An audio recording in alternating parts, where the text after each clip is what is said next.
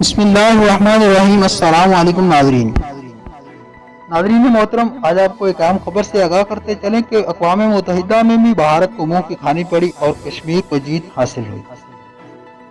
ناظرین محترم، مودی اور اس کے حامیوں نے جو بربریت کشمیر کی سرزمین پر برپا کر رکھی ہے، اس کی اصلیت واقع ہونے کے بعد کئی ممالک نے بھارت کی حکومت کو سخت لہجے میں تلقین کرتے ہوئے کہا کہ ظلم کے اس بازار کو ختم کیا جائے۔ تاہم دہلی سرکار پھر بھی اس جانب کوئی توجہ نہیں دے رہی۔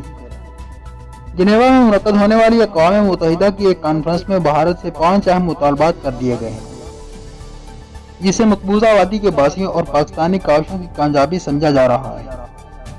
ان مطالبات میں کون کہاں کھڑا ہے، پاکستان نے کتنے ممالک کو کشمیر کے مسئلے پر یکجا کیا، کیا مودی بڑھتے دباؤ کی وجہ سے مسئلہ کشمیر کو حل کرنے پر رضامند ہو سکے گا، کیا پاکستانی وزیر اعظم عمران خان کا حکمت عملی اور باجوہ ڈاکٹر آئین نے کام کر دکھایا۔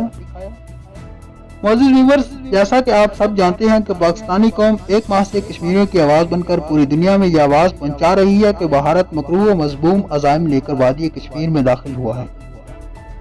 مودی کا مقصد صرف اور صرف مسلمانوں کا قتل کرنا ہے اور جنرل نذیر وادی پر غاضبانہ قبضہ کرنا ہے۔ اس پیغام کے بعد اب یہ بات محسوس کی جا رہی ہے کہ اقوام عالم اس جانب توجہ دیتے ہوئے بھارت کو سخت الفاظ میں ہدایات دے رہے ہیں۔ اقوام متحدہ بھی بھارت کے خلاف بول پڑی۔ سربراہی عالمی انسانی حقوق کمیشن نے کشمیری گرفتاریوں، کرفیو اور مواصلاتی پابندیوں پر اظہار تشویش کرتے ہوئے کہا کہ کشمیریوں کو اپنے مستقبل کا فیصلہ خود کرنے دیا جائے۔ بھارت مقبوضہ کشمیر میں لاک ڈاؤن، کرفیو میں نرمی لائے اور شہریوں کے بنیادی حقوق کا احترام کیا جائے، اور آسام میں مسلمانوں سمیت دیگر شہریوں کے متنازع رجسٹریشن پر بھی تشویش ہے۔ اس کے علاوہ امنسٹی انٹرنیشنل نے کہا کہ دنیا مقبوضہ کشمیر کے حالات جاننا چاہتی ہے۔ بھارتی حکومت انسانیت کا مظاہرہ کرے اور مواصلاتی بلیک آؤٹ ختم کر کے کشمیریوں کو بولنے دیا جائے۔ معزز دوستو، اقوام متحدہ کی انسانی حقوق کونسل کے اجلاس میں افتتاحی تقریر میں انسانی حقوق کی سربراہی مشیل باشیلے نے مقبوضہ کشمیر میں بھارتی اقدامات کے بعد انسانی حقوق کے خلاف ورزیوں پر گہری تشویش کا اظہار کرتے ہوئے بھارت سے مطالبہ کیا کہ کشمیریوں کی بنیادی ضروریات تک رسائی کو یقینی بنایا جائے۔ بھارتی حکومت کے حالیہ اقدامات کے کشمیریوں پر پڑنے والے اثرات پر مجھے گہری تشویش ہے۔ مقبوضہ کشمیر میں انٹرنیٹ اور مواصلاتی ذرائع اور پرامن اجلاس پر پابندیاں اور مقامی سیاسی قیادت اور کارکنوں کا گرفتاریوں پر بھی اجاگر کیا جائے۔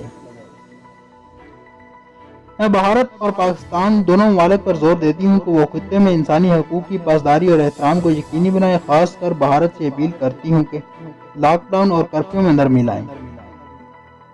مقبوضہ کشمیر کے مستقبل کے حوالے سے کسی قسم کے فیصلے کے لیے وہاں کے کشمیریوں سے مشاورات اور ان کی شمولیت ضروری ہے۔ مشیل بشیلے نے اپنی تقریر میں نہ صرف کشمیر بلکہ بھارت کی ریاست آسام میں ہونے والی انسانی حقوق کے خلاف ورزیوں کو بھی نمایاں کیا۔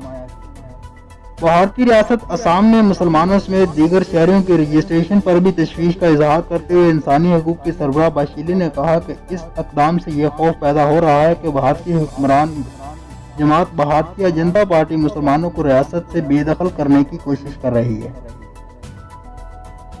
اس سے ریاست میں بڑے پیمانے پر بے یقینی اور خدشات میں اضافہ ہوگا۔ حکومت سے مطالبہ کرتی ہوں کہ وہ اپیل کے موقع پر شہریوں کی بے دخلی گرفتاریوں سے گریز کریں اور عوام کو ریاست سے باہر ہونے سے تحفظ دیں۔ معزز ویورز، اقوام متحدہ کے تازہ ترین بیان کے بعد یہ خبریں آ رہی ہیں کہ مودی صاحب کو سخت کوفت میں مبتلا ہیں۔ ان کے ترجمان مسلسل بھارتی سپریم کورٹ سے رابطہ کر رہے ہیں تاکہ آرٹیکل کے فیصلے کو کالعدم قرار دے کے مسئلہ کشمیر کو پھر دفن کر دیا جائے اور خاموش طریقے سے مسلم کوش فسادات اور جنم دے کر مسلم آبادی کو اقلیت میں بدلا جائے۔ نریندر مودی چونکہ اپنے ہی فیصلوں پر پھنس گئے ہیں اور لہٰذا اب انہیں ان فیصلوں سے فرار ہونے کی راہ درکار ہے، لیکن پاکستان نے بھی سفارتی مہریں تیزی سے تبدیل کرنے کا ارادہ کر لیا ہے اور ہر ممکنہ کوشش سے اس مسئلے کا پائیدار حل تلاش کرنے کی جرات کی جانے لگی۔